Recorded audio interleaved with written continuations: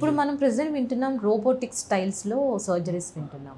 So చాలా మందికి చాలా డౌట్స్ ఉంటాయి. మాన్యువల్గా రోబోటిక్కి ప్రికాషన్స్ ఇస్తూ చేస్తూ ఉంటారు కదా. So is that good, is that cure? And అంటే స్పైన్లో కూడా రోబోట్ యూజ్ చేస్తామండి. అదేంటంటే మనకి కొన్ని స్కోలియోసిస్, కైఫోసిస్ అని ఉంటుంది. స్కోలియోసిస్ అంటే సైడ్కి బెండ్ అయిపోయిన స్పైన్స్ అనమాట.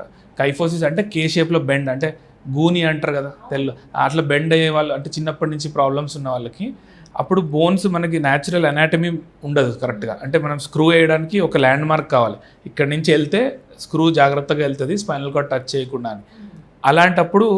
నార్మల్గా అయితే చూసి వేసేస్తారు. లేదు అంటే మనము ఎక్స్రే సహాయంతో మనం సర్జరీ చేయొచ్చు.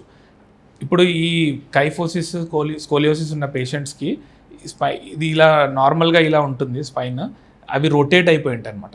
వంకర్ టింకర్ ఉంటాయి, చాలా అసలు బెండ్స్, అక్యూట్ కర్వ్స్ ఉంటాయి. సో దాంట్లో మనకి ఈ ల్యాండ్ మార్క్ దొరకదు. సో దానికోసం మనం ఇంట్రా ఆపరేటివ్లో ఏం చేస్తామంటే నావిగేషన్ వాడతాం. అంటే రోబోట్ యూజ్ చేసుకోవచ్చు. యూజ్ చేస్తే రోబోట్ ఇవి పాయింట్స్ ఎక్కడ ఉన్నాయి అనేది మనకి ఈజీగా తెలుస్తుంది అనమాట. మనకు ముందు సిస్టంలో కనబడుతుంటుంది.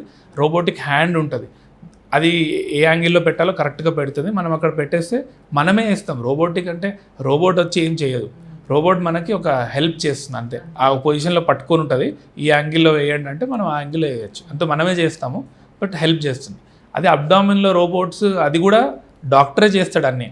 రోబోట్ ఏంటంటే కొన్ని ఫైన్ మూమెంట్స్కి మనకి ఈజీగా ఉంటుంది. అంటే ఒక రీచ్ అవ్వలేని ప్లేసెస్కి, ఇప్పుడు పెల్విస్, గైనకాలజీ కానీ యూరాలజీ సర్జరీస్కి చాలా యూస్ఫుల్ ఉంటుంది రోబోట్. ఆ రోబోట్ వేరే. స్పైన్ రోబోట్ ఏంటంటే ఒక చిన్న ఇంకో ఎక్స్ట్రా చెయ్యి లాగా అనమాట సర్జన్కి.